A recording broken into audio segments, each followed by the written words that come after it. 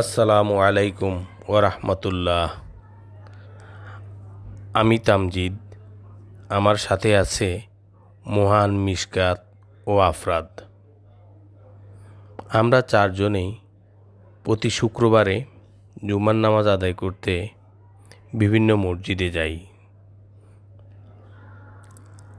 আজ মুহররম মাসের দ্বিতীয় জুম্মা।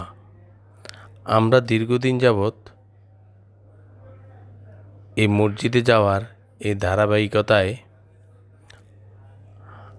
আজ এসেছি হাজারীবাগ কালুনগর বড় মসজিদে।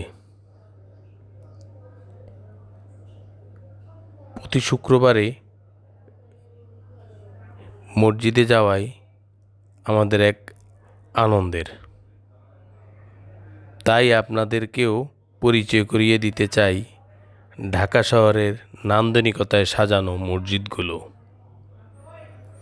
অপরূপ সৌন্দর্য আর শৈল্পিক কারুকার্যে গড়ে তোলা মসজিদগুলো।